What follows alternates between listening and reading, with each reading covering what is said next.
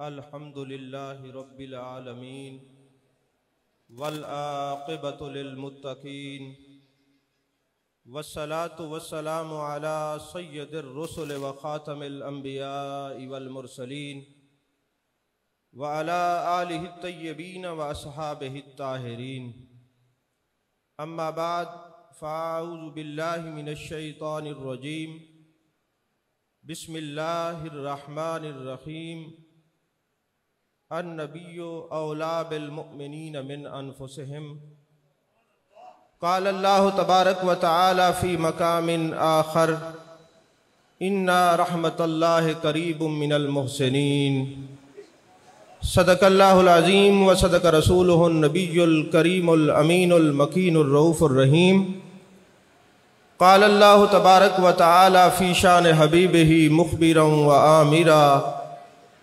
ان اللہ و ملائکتہ یصلون علی النبی یا ایہا الذین آمنوا صلوا علیہ وسلموا تسلیما اللہم صلی علی سیدنا و مولانا محمد وعلی آل سیدنا و مولانا محمد وبارک وسلم وصلی علیہ الصلاۃ والسلام علیک یا رسول اللہ وعلی آلک واصحابک یا حبیب اللہ۔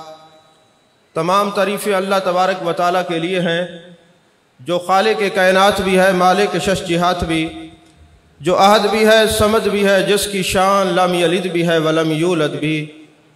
لا تعداد ہدیہ درود و سلام بارگاہ سید الانام، شفیع رحمت، والی امت، شاہ خوباں، جان جانا، شہنشاہ حسینہ، سید سروراں، سیاہ لا مکان، تتیمہ دوراں، سرخیل زہرہ جمالاں، رازدان ما اوہا، شاہد ما تغا، صاحب علم نشرہ، معصوم آمنہ، احمد مجتبہ حضرت محمد مصطفیٰ صلی اللہ علیہ وآلہ وسلم وبارک وسلم کی دربار ناز میں اپنی عقیدتوں، ارادتوں، محبتوں کا خراج پیش کرنے کے بعد میرے انتہائی واجب الاحترام پیر طریقت رہبر شریعت حضرت صاحبزادہ پیر فاروق احمد میروی صاحب دامت برکاتہم العالیہ اور میرے انتہائی واجب الاحترام پیر طریقت پیر سید امیر حسن شاہ صاحب دامت برکاتہم العالیہ، جملہ علماء کرام، سادات کرام اور اس خانقاہ کے ماننے والے تمام محبین، مخلصین اور عاشقین، آج میں نے آپ کے سامنے جس موضوع پر گفتگو کرنی ہے اس کا عنوان ہے وہ اور ہوں گے جنہیں موت آ گئی ہوگی، خیال یار سے پائی ہے زندگی میں نے۔ آپ توجہ میری طرف رکھیں گے تو آپ کو کوئی بات سمجھ آئے گی۔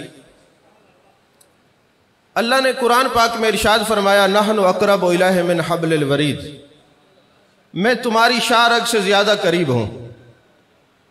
النبی اولا بالمؤمنین من انفسہم، اے ایمان والو میرا نبی تمہاری جان سے زیادہ قریب ہے۔ ان رحمت اللہ قریب من المحسنین، بے شک رحمت قریب ہے محسنین کے۔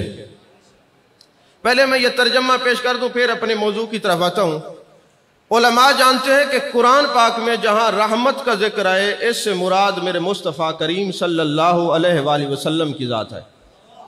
فضل کا ذکر ہے اس سے مراد میرے آقا علیہ السلام کی ذات بابرکات ہیں۔ اگر نعمت کا ذکر ہے اس سے مراد میرے مصطفیٰ کریم صلی اللہ علیہ وسلم ہے۔ اگر ذکر اللہ آئے تو اس سے مراد میرے آقا کریم صلی اللہ علیہ وسلم ہے۔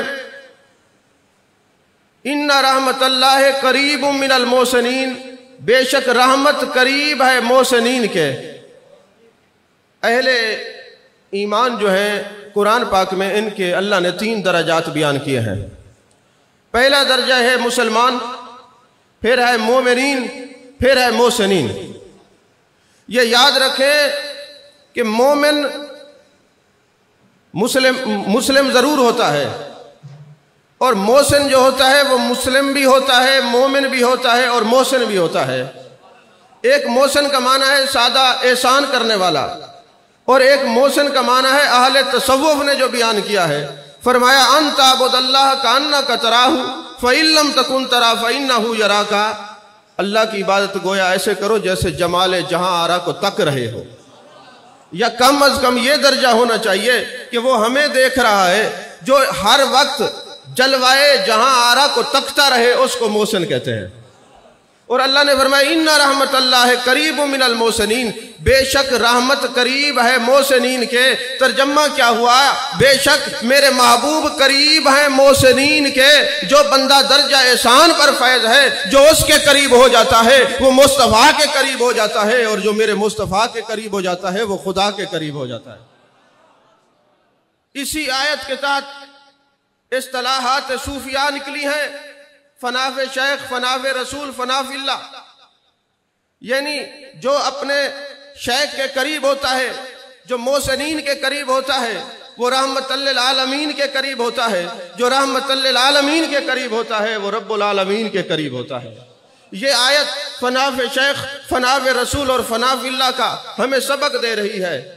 تو اللہ نے فرمایا میں تمہاری شارک سے زیادہ قریب ہوں۔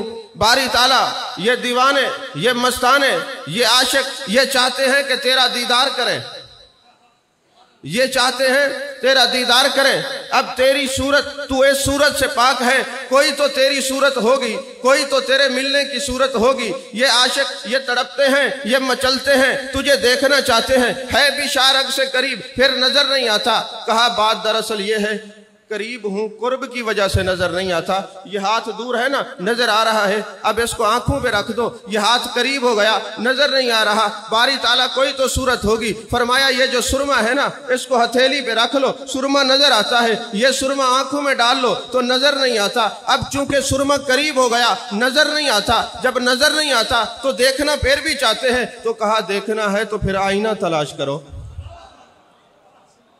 اگر سرمے کو دیکھنا ہے تو پھر آئینہ تلاش کرو۔ وہ آئینہ کیا ہے؟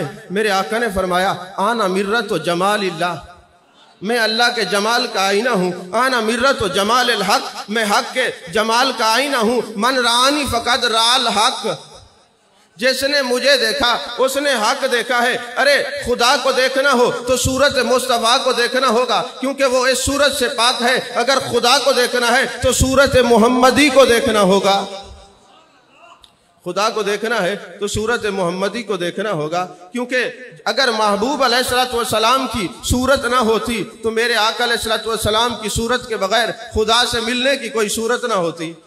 تو میں کیا عرض کر رہا تھا کہ میرے آقا نے فرمایا آنا مرت و جمال الحق، میں اللہ کے جمال کا آئینہ ہوں۔ ایک بات یاد رکھیں، ایک ہوتی ہے اصل، ایک ہوتی ہے تابع۔ سورج اصل ہے، دھوپ تابع ہے، چاند اصل ہے، روشنی تابع ہے، میرے آقا اصل ہیں، ایمان تابع ہے۔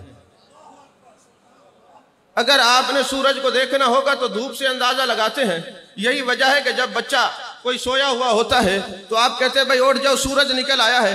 آپ نے سورج تو نہیں دیکھا ہوتا، آپ کو دھوپ بتا رہی ہے کہ سورج آ گیا ہے، تو کہا جہاں دھوپ ہوگی وہاں سورج ہوگا، جہاں روشنی ہوگی وہاں چاند ہوگا، اور جہاں ایمان ہوگا وہیں مصطفیٰ ہوں گے صلی اللہ علیہ وسلم۔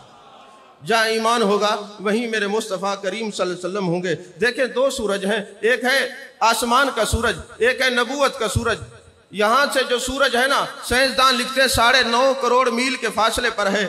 اگر کوئی زمین گندی ہو جائے، کوئی جانور یا بچہ پیشاب کر دے، وہ زمین ناپاک ہو جاتی ہے۔ تو آپ کسی اہل علم سے پوچھیں کہ جناب یہ زمین پاک کیسے ہوتی ہے؟ وہ کہتے ہیں جی سورج یہ جو سورج ہے نا، یہ جب دھوپ پہنچاتا ہے اس کی تپش سے زمین خشک ہو جاتی ہے، زمین پاک ہو جاتی ہے۔ تو میں پوچھتا ہوں 9.5 کروڑ میل کے فاصلے پر وہ جو آسمان کا سورج ہے وہ اس زمین کو پاک کر سکتا ہے؟ جو نبوت کا سورج ہے وہ گنبد خضرا میں اپنے امتی کے دل کو بھی پاک فرما دیتے ہیں۔ فرمایا یزکیہم ویعلمہم الکتاب والحکمہ۔ یہ میرے آقا علیہ السلام تو تزکیہ فرماتے ہیں، میرے آقا علیہ السلام تو لوگوں کو پاک فرماتے ہیں۔ تو جہاں ایمان ہوگا وہاں میرے مصطفیٰ کریم صلی اللہ علیہ وسلم ہوں گے۔ فرمایا النبی اولا بالمؤمنین من انفسہم، اے ایمان والو میرا نبی تمہاری جان سے بھی زیادہ قریب ہے۔ تو اب قریب قرب کی وجہ سے نظر نہیں آتا، جو ایمان کا درجہ بڑھتا جاتا ہے قرب مصطفیٰ صلی اللہ علیہ وسلم بھی بڑھتا جاتا ہے۔ یہی وجہ ہے کہ ابو العباس مرسی رضی اللہ تعالیٰ عنہ فرماتے ہیں کہ ایک لمحہ بھی میری نظر رخ مصطفیٰ سے ہٹ جائے تو میں سمجھتا ہوں میں مسلمان ہی نہیں، میرا ایمان تبھی سلامت رہتا ہے جب میری نظر رخ یار پر رہتی ہے، نظر رخ یار پر رہتی ہے۔ تو عزیزان محترم یہ بھی یاد رکھیں کہ اصل کو ماننے کے لیے پہلے تابع کو ماننا ضروری ہے۔ اگر آپ نے تابع کو نہیں مانا تو اصل تک پہنچ نہیں سکتے۔ اگر آپ نے دھوپ کو نہیں سمجھا تو سورج کو نہیں سمجھ سکتے۔ آپ نے روشنی کو نہیں سمجھا تو آپ چاند کو نہیں سمجھ سکتے۔ اگر آپ نے مصطفیٰ کو نہیں سمجھا تو خدا کو بھی نہیں پہنچ سکتے، خدا کو نہیں پا سکتے۔ اللہ تبارک و تعالیٰ کو پانے کے لیے مصطفیٰ صلی اللہ علیہ وسلم کو پانا ضروری ہے۔ چونکہ میں نے جو موضوع آپ کے سامنے رکھا ہے کہ وہ اور ہوں گے جنہیں موت آ گئی ہوگی، خیال یار سے پائی ہے زندگی میں نے، تو سب سے پہلے صحابہ کی زندگی کو دیکھتے ہیں کہ وہ کیسے ہمہ وقت خیال یار میں مگن رہتے تھے، خیال یار میں کیسے مگن رہتے تھے۔ تو سب سے پہلے حضرت سیدنا صدیق اکبر رضی اللہ تعالیٰ عنہ کو دیکھیں۔ آپ سارا دن آپ کا خوبصورت معمول کیا تھا؟ رخ مصطفیٰ کو تکتے رہتے تھے۔ اور یہ جو تکنا ہے نا، یہی تو احسان ہے۔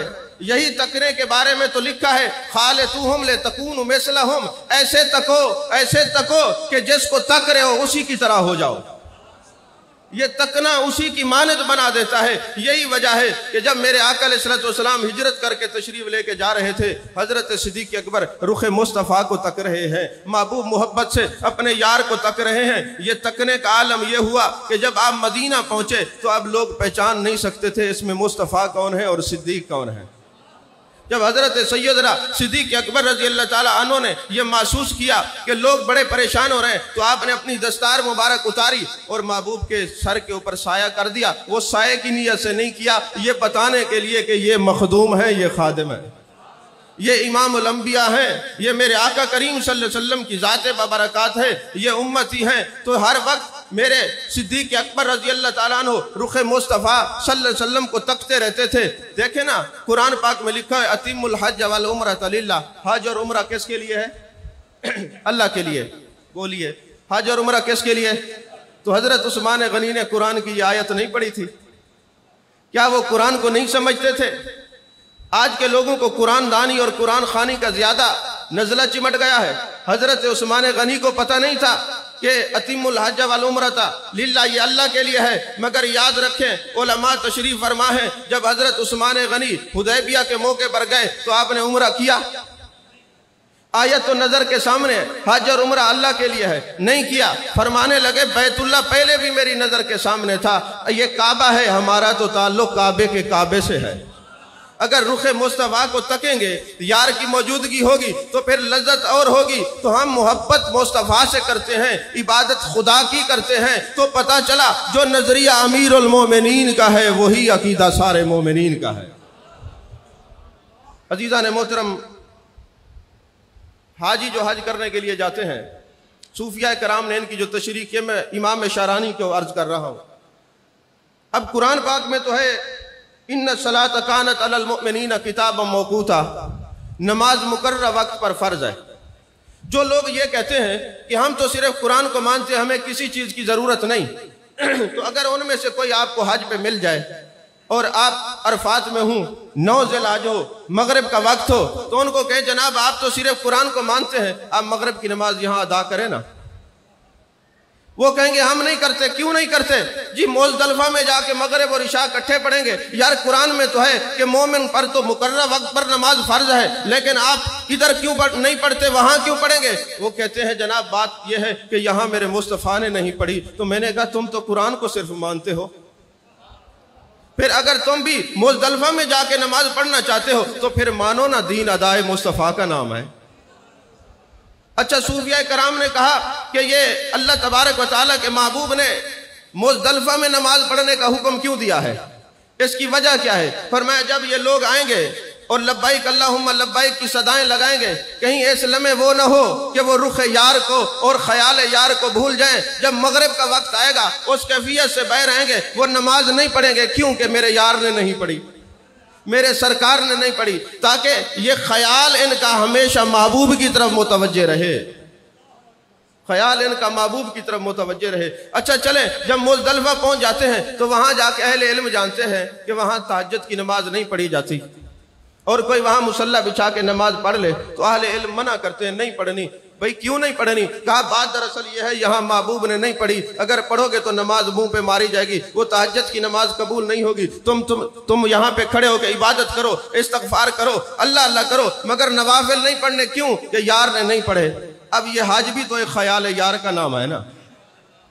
جیسے مکے کے راستے مولا کائنات حضرت علی کرم اللہ وجہ الکریم تشریف لے کے جا رہے ہیں، اور ایک مقام ایسا آیا کہ ایسے سر کو جھکاتے ہیں۔ جب سر کو جھکاتے ہیں، ساتھ جو غلام ہوتے ہیں اور دوسرے صحابہ ہوتے ہیں، وہ عرض کرتے ہیں اے مولا کائنات حضرت علی کرم اللہ وجہ الکریم، آپ نے سر کو کیوں جھکایا ہے؟ فرمانے لگے بات دراصل یہ ہے، اسی راستے پہ ہم جا رہے تھے، جانے جانا جانے کائنات مصطفیٰ جان رحمت صلی اللہ علیہ وسلم گزرے تھے، یہاں درخت تھا تو محبوب علیہ السلام نے سر کو جھکایا تھا، اس لیے سر جھکایا جا رہا ہے۔ حضور یہاں درخت تو نہیں ہے؟ فرمایا درخت تو نہیں ہے، ادائے یار تو باقی ہے نا۔ نہیں سمجھ آئی؟ درخت تو نہیں ہے، ادائے یار تو باقی ہے۔ حضرت عثمان غنی مسجد نبوی کے باہر بیٹھے ہوئے ہیں اور کھانا تناول فرما رہے ہیں۔ کسی نے کہا حضور مسجد کے اندر بیٹھ جائیں، اعتکاف کی نیت کر کے کھانا تناول فرما لیں، آپ باہر کیوں بیٹھے ہیں؟ فرمایا مجھے بھی مسجد نظر آتی ہے، کیا کروں، میرے یار کئی مرتبہ سرکار یہیں بیٹھ کے کھانا تناول فرماتے تھے۔ یعنی وہ جہاں بھی ہوتے ہیں محبوب علیہ السلام کا تصور جو ہے ہم وقت اپنی نظروں میں رکھتے ہیں۔ ان رحمت اللہ قریب من المحسنین کا یہ جو صحیح معنی میں اگر عملی تفسیر اور تصویر ہیں تو میرے آقا علیہ السلام کے صحابہ کرام ہیں۔ تو میرے آقا علیہ السلام کے غلاموں خالطوہم لتکونوا مثلہم، ذرا اس طرف آئیے۔ شاہ عبدالحق محدث دہلوی علیہ رحمہ فرماتے ہیں حضرت ام المؤمنین حضرت میمونہ رضی اللہ تعالیٰ عنہ کے گھر میں میرے آقا علیہ السلام کا آئینہ تھا جو آپ دیکھا کرتے تھے۔ آئینہ بلکہ آئینہ رخ مصطفیٰ کو دیکھا کرتا تھا، اور پھر وہ آئینہ ایسا دیکھتا تھا اور ایسا دیکھتا تھا۔ ارسلت الی الخلق کافہ، آپ ہر چیز کے رسول ہیں، جتنی چیزیں اللہ نے تخلیق کی ہیں اس آئینے کے بھی تو رسول ہیں نا، اس آئینے کے بھی رسول ہیں۔ اور حضرت عباس نے خواب دیکھا کہ مجھے جانے کائنات صلی اللہ علیہ وسلم کی زیارت نصیب ہوئی ہے۔ حضرت میمونہ رضی اللہ تعالیٰ عنہ کے دروازے پہ جاتے ہیں، ام المومنین میں نے خواب دیکھا ہے، اور میرے آقا کا فرمان ہے من رانی فی المنامی فسیرانی فی الیقظہ، او کما قال علیہ السلام، جس نے مجھے خواب میں دیکھا ان قریب جاگتے ہوئے دیکھے گا۔ اے امی جان میں نے رخ مصطفیٰ صلی اللہ علیہ وسلم کو خواب میں دیکھا ہے۔ اب یہ تو خواب ہے، اس کی تعبیر کیا ہے؟ ام المومنین وہ آئینہ لاتی ہیں اور فرماتی ہیں اے عباس اس کو ذرا دیکھیں۔ حضرت عباس جب آئینے کو دیکھتے ہیں تو اس میں اپنی صورت کے بجائے میرے مصطفیٰ کی صورت نظر آتی ہے۔ اس آئینے کے اندر وہ اپنی صورت کے بجائے رخ مصطفیٰ نظر آتا ہے۔ امی جان یہ کیا معاملہ ہے؟ فرمایا یہ جو آئینہ ہے نا، یہ محبوب کو تکتے تکتے تکتے محبوب کی صورت کو اپنے اندر سمو گیا ہے۔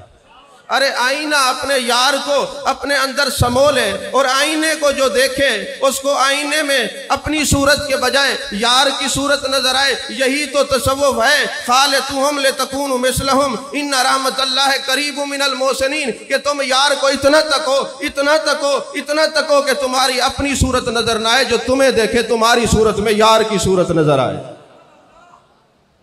تمہاری صورت میں یار کی صورت نظر آئے۔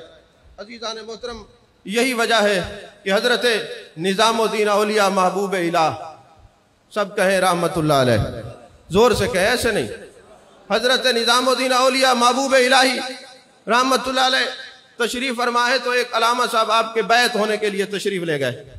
جب آپ کے مرید ہونے کے لیے گئے نا تو سارا دن دیکھا لوگ آ رہے ہیں، لوگوں کو آپ ملاقات کر رہے ہیں، اور رات جب ہوئی تو علامہ صاحب کہنے لگے حضرت مجھے اجازت دیں، میں جانا چاہتا ہوں۔ آپ نے فرمایا میاں آئے کس لیے تھے؟ حضور بیعت ہونے کے لیے آیا تھا، لیکن یہاں تو سارا دن دنیا دار آتے رہتے ہیں، آپ ملتے رہتے ہیں، بڑی شہرت ہے آپ کی ولایت کے اندر، لیکن یہاں تو میں نے دیکھا سارا دن لوگوں سے ملاقاتیں اور کچھ نہیں ہے، اب میں جانا چاہتا ہوں۔ آپ نے فرمایا میاں تم نے ہمارے دن کے معمول دیکھے ہیں، رات کو بھی ہمارے حجرے میں قیام کرو، ذرا دیکھو تو صحیح ہماری رات کیسے گزرتی ہے۔ اب وہ کمرے میں آرام کر گئے، آپ نے عشاء کی نماز پڑھی اور لیٹ گئے، آرام فرمانے لگے۔ اب علامہ صاحب نے مصلی بچھایا، ساری رات نوافل پڑھتے رہے۔ جب تہجد کا وقت آیا حضرت نظام الدین اولیاء رحمت اللہ علیہ اٹھے، آپ نے تہجد کی نماز پڑھی، اور پھر لیٹ گئے. پھر صبح کی نماز جناب والا آپ نے پڑھی, پھر جناب والا آپ لوگوں سے پھر وہی سلسلہ شروع ہوا. اب چونکہ علامہ صاحب ساری رات نوافل پڑھتے پڑھتے تھک گئے تھے, وہ سوئے تو خواب دیکھ رہے ہیں. اب عبادت کا نور دکھایا جا رہا ہے. حضرت نظام الدین اولیاء رحمت اللہ علیہ کے سرانے کے پاس ایک نور ہے, وہ نور آپ کے سر سے لے کر عرش معلی تک ہے. اور وہ مولانا کے سامنے ایک دیا جل رہا ہے, کبھی وہ جل جاتا ہے, کبھی بجھ جاتا ہے, کبھی جل جاتا ہے, کبھی بجھ جاتا ہے. اس نے خواب کے اندر سوال کیا, یارو حضرت نظام الدین اولیاء رحمت اللہ علیہ سارا دن لوگوں سے ملتے رہے اور پھر ابھی رات کو بھی آرام فرماتے رہے, جو کچھ میں سمجھ کے آیا تھا اس طرح تو نہیں کیا, پھر یہ نور عرش معلی تک کیسے ہے؟ آنکھ کھل جاتی ہے جب آپ کے سامنے جاتے ہیں. آپ مسکرا کے فرماتے ہیں, مولانا بات یہ ہے جو خیال یار میں جاگتے ہیں وہ بھی عبادت ہے, جو خیال یار میں آرام کرتے ہیں وہ بھی عبادت ہے. تو ہمیں دکھانے کے لیے عبادت کر رہا تھا, ہم تو یار کو تک رہے تھے. گرم رکھتے ہیں ملاقات بدو نیک سے ہم, تیرے ملنے کے لیے ملتے ہیں ہر ایک سے ہم. ارے ہم جس سے ملاقات کرتے رہے دن میں اس کے لیے کرتے رہے ہیں, رات میں اگر سوئے ہیں تو خیال یار میں آرام کیا ہے. ارے یہ خیال یار ایک ایسی عبادت ہے, ایسا نور ہے جو تمہیں گنبد خضرا کے مکی کے قریب کر دیتا ہے. یہ ایسا نور ہے. حضرت سہیل تستری رحمت اللہ علیہ, توجہ ہے آپ کی, کہیں بور تو نہیں ہو رہا ہے. آپ کے پاس ایک شخص آیا اور کہنے لگا, حضرت میں خیال یار کرتا ہوں نا, جب اپنے یار کا تصور کرتا ہوں تصور بنتا نہیں ہے, بڑی مشکل ہے حضور, تصور نہیں بنتا, کوئی مہربانی کریں, کوئی شفقت فرمائیں. آپ نے فرمایا, مجھے یہ بتا تجھے اصطلاحات تصوف آتی ہے؟ اصطلاحات تصوف کا علم ہے؟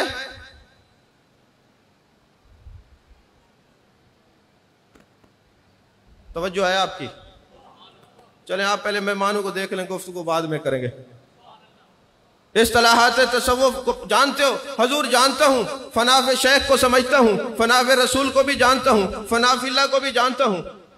آپ نے فرمایا, اصل چیز تو تم بھول گئے ہو, اصل چیز تو بھول گئے ہو. حضور کیسے؟ فرمایا, فناف شیخ سے پہلے ایک اور منزل بھی ہے جس کو عام لوگ نہیں جانتے. حضور پھر ارشاد فرمائے, کون سی منزل ہے؟ فرمایا, فناف شیخ سے پہلے تلاوت وجود کی منزل ہے.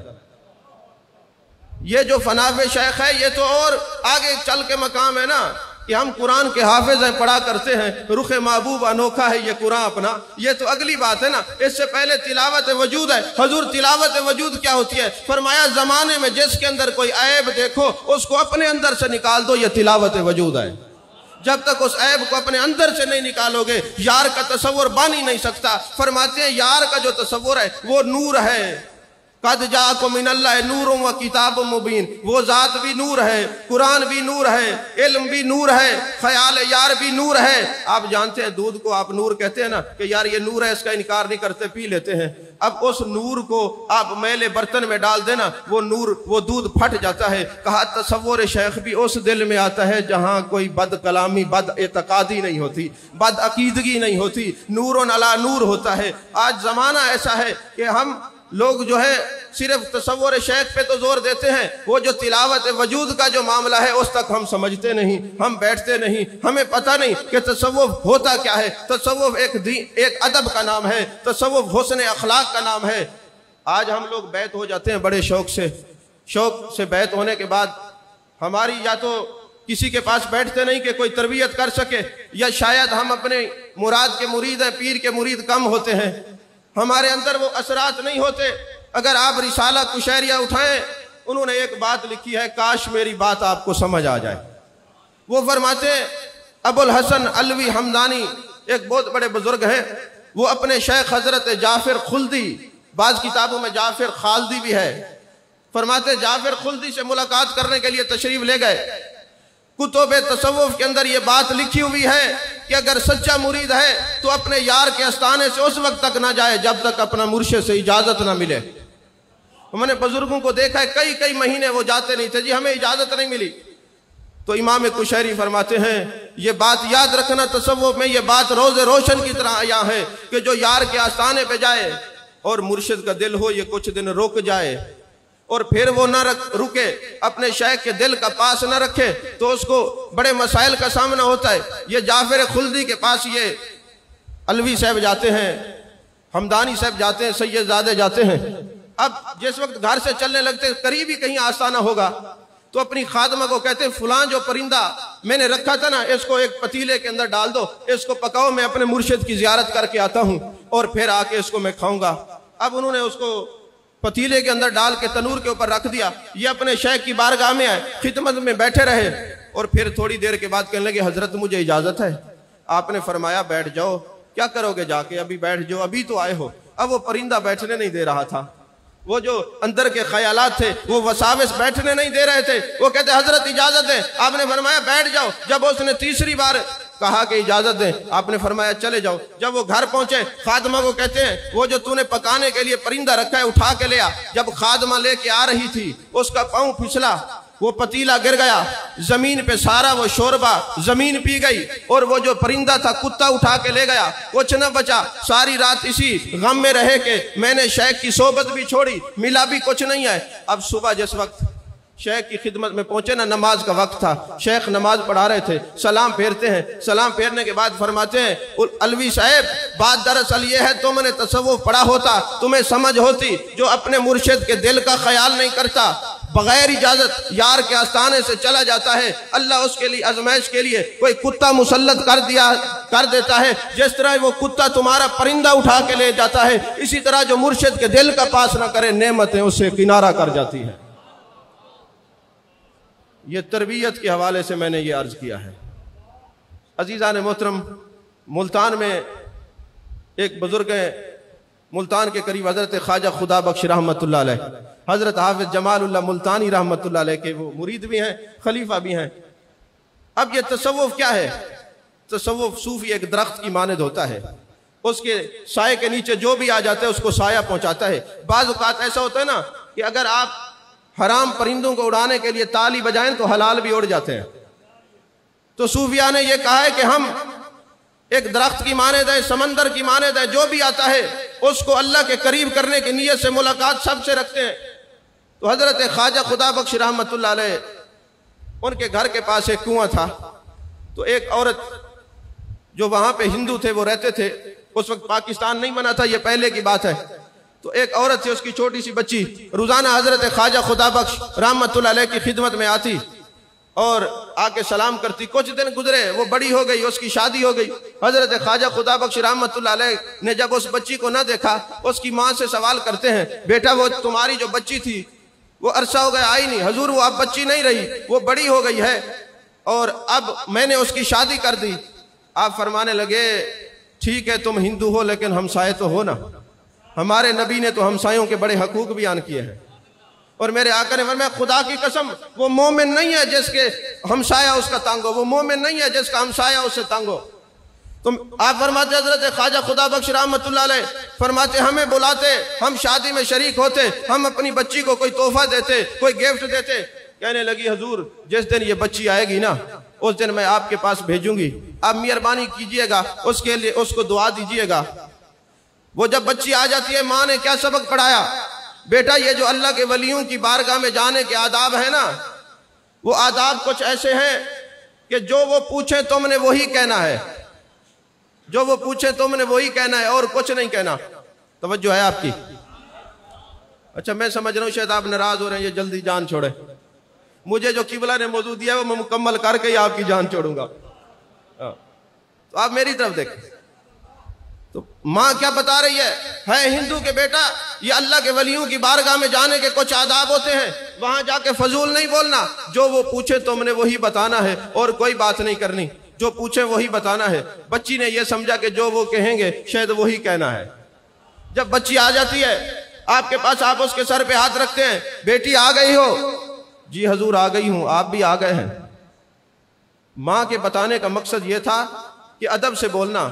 بیٹی نے یہ سمجھا کہ جو اللہ کے ولی کہتے وہی کہنا ہے۔ بیٹی آ گئی ہو؟ جی حضور آ گئی ہوں۔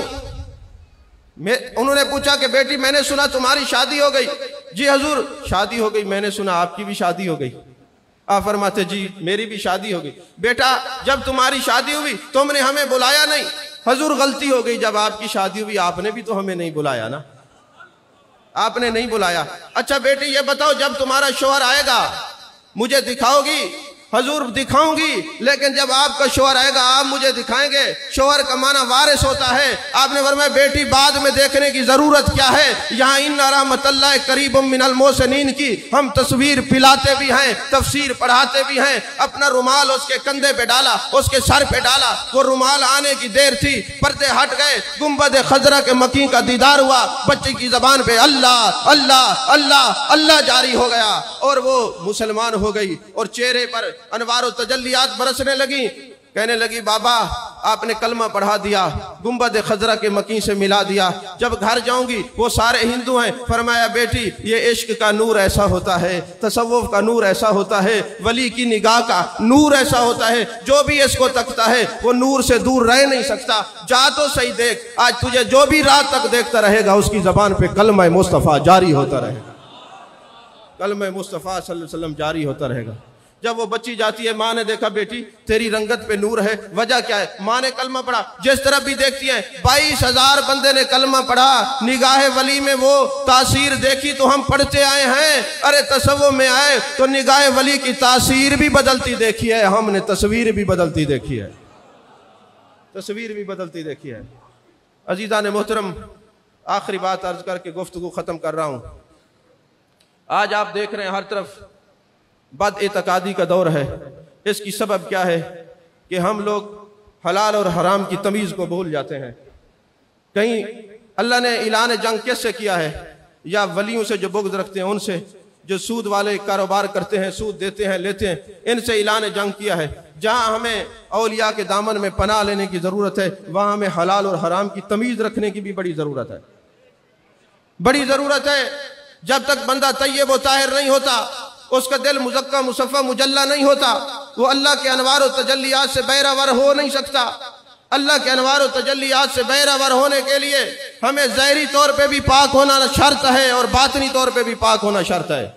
میرے آقا کریم صلی اللہ علیہ وسلم کے پاس ایک شخص آتا ہے، یا رسول اللہ صلی اللہ علیہ وسلم میرا ایک اونٹ ہے، میں سارا دن اس کے ساتھ رہتا ہوں، وہ میں اس کے اوپر اس کو گھاس کھلاتا ہوں، اس کو چارہ کھلاتا ہوں، اس کی بڑی خدمت کرتا ہوں، لیکن یا رسول اللہ صلی اللہ علیہ وسلم ایک مسئلہ یہ ہے کہ جب میں رات کو سوتا ہوں نا میرا اونٹ مجھے سونے نہیں دیتا، مجھے ایسی ایک خطرناک خوفناک آوازیں نکالتا ہے کہ میں اٹھ کے بیٹھ جاتا ہوں، مجھے سونے نہیں دیتا۔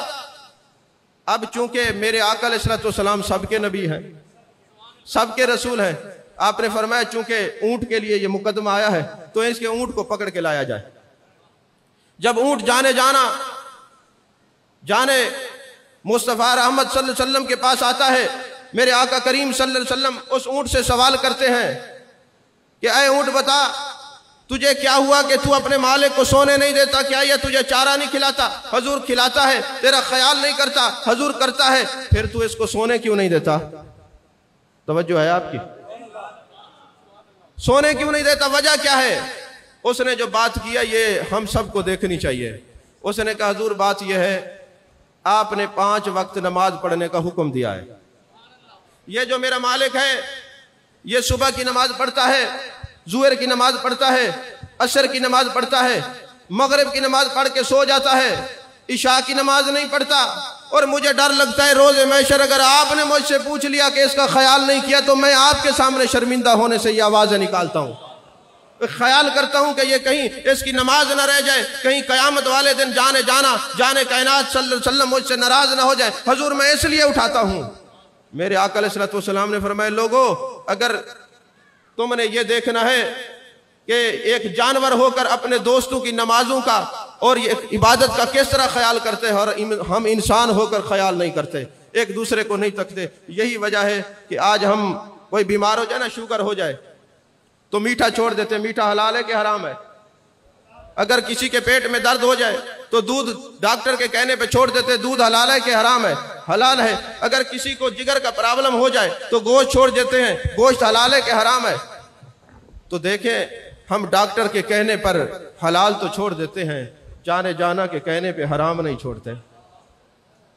تو اپنی جان کو بچانے کے لیے ہم ان چیزوں کو حلال کو چھوڑ دیتے ہیں اور ایمان کو بچانے کے لیے حرام کو نہیں چھوڑتے۔ یہ ہر چیز کا محاسبہ ہوگا۔